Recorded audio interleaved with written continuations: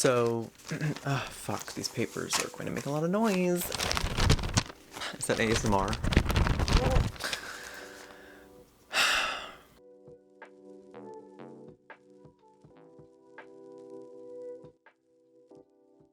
Today I wanted to pose a very important question, a question I think everyone should be presented with at one point or another, or asked at least once. I think it's important. Who the fuck do you think you are?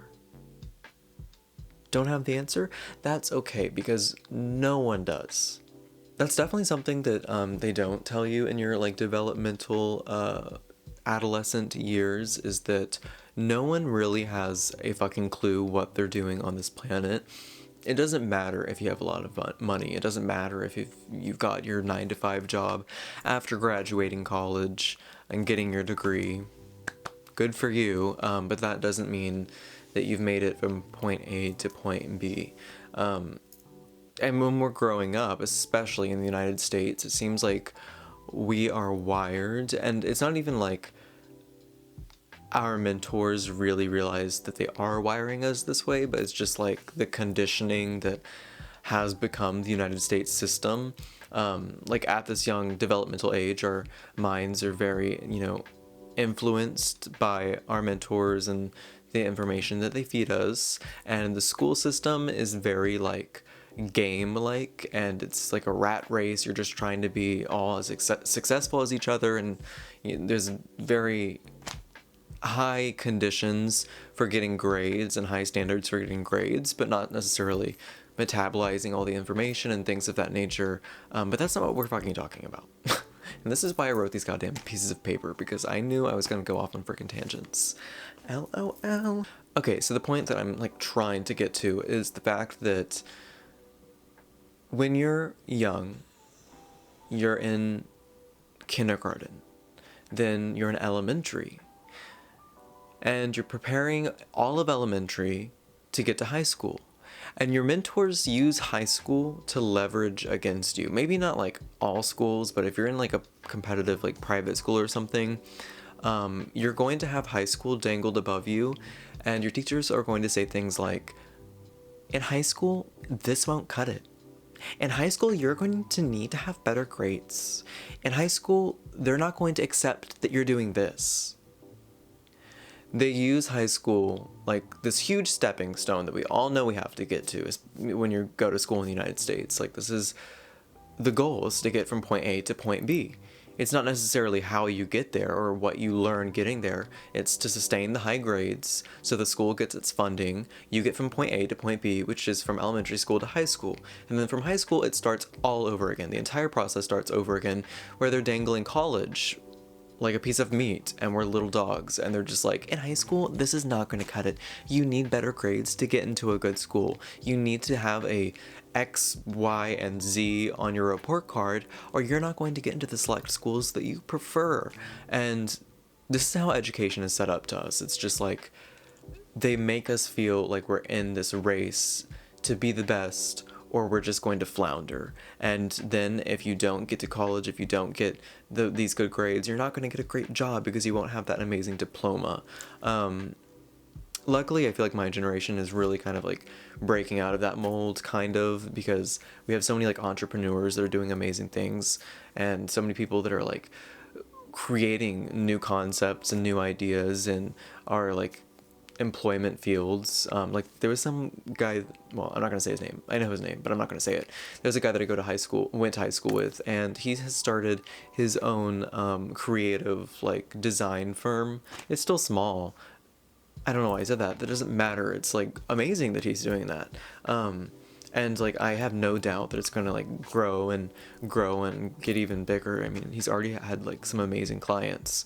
So it is possible to break out of the perpetual rat race that is conditioned into our minds at a young, impressionable age, in our most cognitively raw and exposed ages, when we're learning everything, 1 through 18, you're learning so much, your brain is growing, and it's going to be influenced by the ideas that are shoved into your head. And when you go to school for 8 hours a day, every day, almost every day, your brain is definitely going to get wired in a really fucked up way.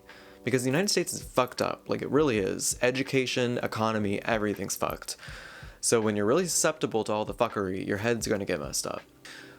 So something that one of the main reasons I'm recording this video is to be able to have like myself say these things so they become kind of self-affirming in my head. One of the ideas that I am really attaching to right now is that life is not point A to point B, because that's what we've been taught, that's what we know, elementary, high school, point A to point B, high school, college, point A to point B. That's how we've been conditioned to think, but life is not like that. And I remember the first time I was like exposed to this concept was, I think I was just like searching quotes for an Instagram caption or something on like this little blog that I'm working on. Instagram blog, I guess.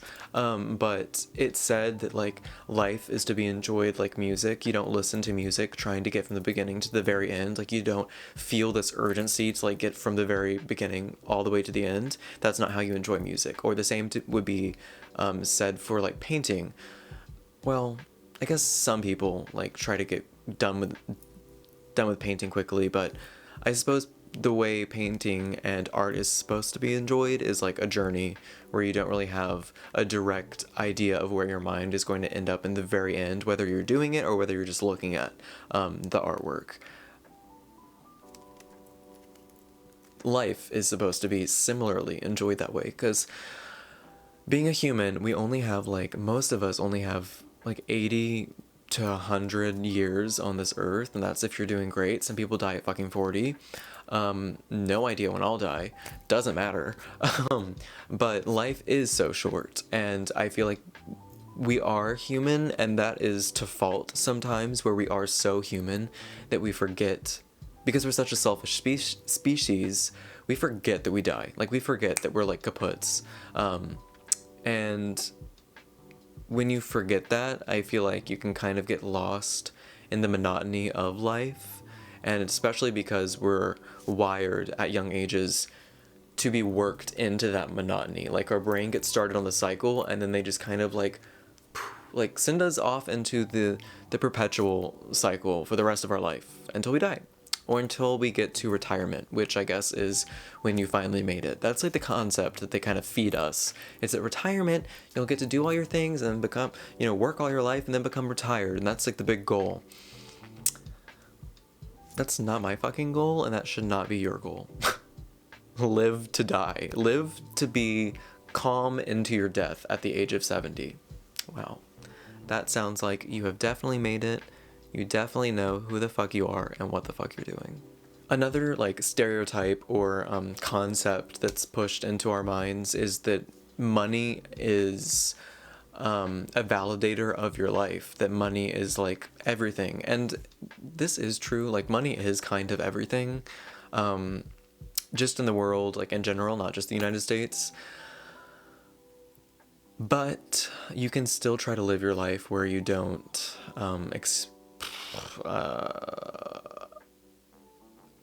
okay, money is a lot of things, but it's not everything. That's the only way I can phrase it, is that you can find happiness in your mind on any level, economically. But the concept that's pushed into our heads at young ages is that once we get that great job, once we have our 9 to 5, our family of 4, our house, our car, our boat, our this or that, and our money, then we've gotten from point A to point B, or close to it.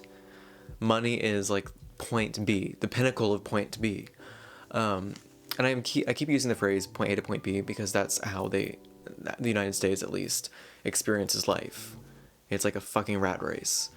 And instead of just enjoying the arcs of life, or being taught to enjoy the arcs of life, because we're not taught to really manage the ups and downs that life will continuously present us for the entirety of our lives. It's something I wish schools, I wish there was a class for fucking mental health, but there's not. And so when your mind has like these really rigid perspectives and thoughts that are wired into your head at a young, impressionable age, it definitely becomes harder for you to figure out who the fuck you are, what you want from life, and what you're, doing with this existence on this earth. Like, that sounds, I guess, so like abstract, but at the end of the day, we are on a fucking rock floating through space. And we're all just mammals. We're all gonna die.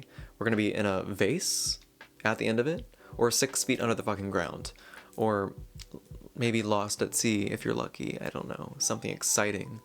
But we're all gonna die. That's the point. I remember vividly when I was younger, like, I was just so fixated on answering like who I thought I was. Who do you think you are? That's the question that I would always ask myself. Not like really loudly in my head, but it would definitely be a subconscious like pondering that I would always think about. And I felt like this really unrelenting pressure to just like identify as someone and to like have this conceptualized idea of who I was, even at the young age of 3rd grade. I remember when this concept was presented to me, when I started thinking of like, who was I? Like, who did I want to be seen as, I guess, more importantly. And I landed on being emo and scene in 3rd grade. I dyed my hair black. I tried to shop exclusively from Hot Topic whenever possible. And I really wanted to present and exude this kind of like mysterious, dark character.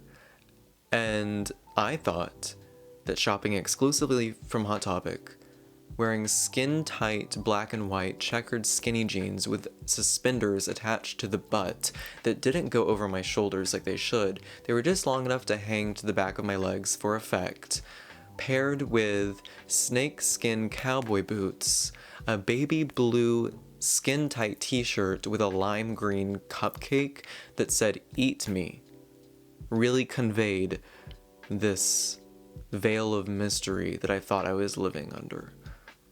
That's what I thought. And you couldn't tell me that I wasn't fabulous, so. And looking back on it, like, I wouldn't have done 3rd grade any other way. But with that being said, my aesthetics, like my severe aesthetics, because they were severe, like, I mean, I was wearing eyeliner sometimes, like, that's a very severe concept living in the suburbs of Texas. This aesthetic, this like severely curated version of myself, was definitely like a way for me to have some type of control over the way others perceived me, because like I've always felt a pressure to know the answer of like who I thought I was, and to be self-assuring and like have confidence, I needed to be able to like at least appear like I knew the answer. And so like controlling my aesthetics made me feel like I had more control over the way others were perceiving me. And if I had control over the way others were perceiving me, that meant I could allow myself the luxury of feeling a little bit more confident. And this need of control has been prevalent throughout all of my life, till today, like definitely. Especially when it's focused on like controlling the way others see me. That can be like through an array of things, whether it's the things I buy, the places I go, the clothes I wear. I don't do that anymore, I guess. But definitely when I was younger, everything that I was doing was calculated, and it was like I was using it as leverage to manipulate the way people would then perceive me. I guess I'm describing it kind of like severely, but this is just the way I thought. I mean, it may be severe, but this brain is pretty severe. So I remember like just always thinking, like trying to figure out who I was to answer that question, but then also like pivot that while asking myself who I needed to be for both other people and for myself, and then also who I had to be. Like there was just so much going through my head when I was like developing, going through puberty and all of that. And then to have like the A-B system presented to you of life, you really feel the pressure in the United States, especially in those young ages. Like your adults that are supposed to be mentors to you, I said your adults. The adults that are supposed to be mentors to you definitely put this pressure that life is on a deadline and the time is fucking ticking, bitch, and you better get from point A to point B fast because you're gonna die. That's genuinely how it feels to go to school in the United States. If you had a different experience, great. That's my experience. So that pressure and also like feeling the constant like pulling of needing to present as one person, needing to be seen as another person, having to actually be a separate person from both of those specifically curated, like it was just a lot, and it resulted in my head being pulled into like multiple different directions, like mentally. When you have your mind being pulled in like two separate directions, it creates like a very stressful environment for a child to live, because you know, at the end of the day, we are just our brains, all of our bodily functions, all of our thoughts, everything, our humanity is literally stored in our minds. So when you're perpetually stressed out and pulled in like two different existences, trying to balance like finding out who exactly you are as a person mixed with trying to control how others see you and trying to curate that whilst not knowing who you are but wanting people to believe you know who you are, it's very stressful. Ignore this, that's a rubber band. But it's a very stressful environment to live cognitively, to dwell in here. And so through that, like a lot of crutches developed, because I didn't know who I was, but I was desperate to know who I was. One thing that like people always told me I was mean. People still to this day tell me I'm mean. Doesn't really bother me because at the end of the day, everything I say, I believe to be truthful. And if something is incorrect, I have gotten to the place where I can apologize. Used to, I could not, but I definitely recognize when I'm wrong. At least once, like every single person I've ever known in my entire life has told me at least once that I'm a mean person. And I would say about 90% of the people that I've known my entire, like out of all of the people that I've known have told me I am a terrible person. And I remember that started at a very early age. I would say middle school, people started telling me I was a terrible person. And that's really hard to hear, especially being younger.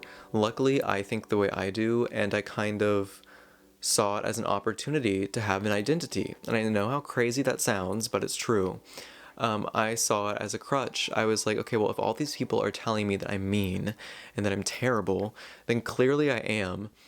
And that's going to be my like adopted identity. That's just how I'm going to present myself. And so it kind of created this like manipulated reality in which I now resided in my own head. I would tell myself that I'm a mean person, and I would tell other people. People would say like, oh my god, how do you say things like that? Like, you're so crass, you're so blunt, you're so this, you're so that. And I just would look at people and I would say, I'm just a mean bitch. Or like, I'm a mean person. Or I'm mean and I don't care. But I was definitely really willy-nilly with the way I was being crass and judgmental and critical of other people, and it was very performative, because this is when things got a little bit more dicey. At the end of middle school towards high school, people started like, I guess always, like people, the crazy things I would say, people would laugh at, and they would look like they were enjoying it, and tell me that it was funny, and people like, it was very confusing for me because like people would laugh at my jokes, but then like 2 days later they would tell me I'm a terrible person for making those jokes. So I was just like always chewing on that thought. I was like, do I need to stop this or do I keep going? Like, what am I supposed to do? Because I really was confused. I was like, people are responding so well, and people tell me part of the reason why they love me is because I'm so honest. So how do I balance being the level of meanness that I'm doing right now, because I associated being fully mean and blunt with being completely honest. And this is what I'm saying, like at that age, your head is not all there. It really is not, because you're fucking, 10 through 18. So I just went with it. I rolled with it, rocked with it. I was a mean, cold, hard bitch. And it definitely posed a lot of challenges for me. But it was just in that process of trying to desperately answer the question of who the fuck did I think I was? Like, who was I? I didn't know. And no one does. I still don't now. And that's the fucking point. Is life is not point A to point B. It is a journey. I didn't know who I was in middle school, in elementary, in pre-K, in kindergarten, in college. To this day, 2020, I still don't know who I am. And I've always kind of bounced on the idea of thinking that I slightly did know who I was. But the answer to that is, you don't. And I've landed on that reality with the help of like my therapist, which I love her. She's literally everything. But like she's definitely allowed me to kind of just like float down onto that realization instead of like coming into a hard like crashing train realization that, oh my god, I don't know who I am, I'm spiraling. No, I realize that life is going to be this way, and there's going to be times where I'm just not going to know who I am. And that's what I want others to realize, is that there are going to be plenty of opportunities for you to just fall flat on your face and feel like you don't know who you are. And that's a part of life. That's the point of the rambling that I'm trying to make right now, is that you're never going to know who you are. It doesn't matter what job you have. It doesn't matter how much money you're making. You're never going to be able to answer the question, like, who the fuck do you think you are? I mean, you can list off your job, you can list off your name, you can list off your credentials, but that doesn't necessarily comprise of all of who you are as a person on this floating rock. This literal floating rock. And that's my point. So the point is, life is not point A to point B. Life is a journey. You're supposed to enjoy it like you would listen to music. Listen to the arcs, to the melodies, to the underlying notes. Really get a good whiff. Smell the flowers. Look at the sky. Try not to die. This is becoming poetry. No, just enjoy your fucking life. Like, that's the point. Because I'm saying this, like, I don't actively enjoy my life, but I'm trying to perpetuate this idea that I should and that you should too. It doesn't matter if you haven't landed in the place that you want to. I thought I would have landed in a specific spot right now at 21, and I'm not in the specific spot that I thought I would be in, nor do I want to be in the specific spot that I preconceived at a young age, where I thought I would be at 21, and that I thought I would know exactly the answer to what did I ask at the beginning? Who the fuck do you think you are? I don't know the answer to that, and I thought I would at 21. I thought I would at 20. I thought I did at 19 and 18. I thought somehow I was deranged because I was mentally unhinged at 18 and 19. Yet somehow I still thought that I was kind of holding on to the idea that I thought I knew who I was.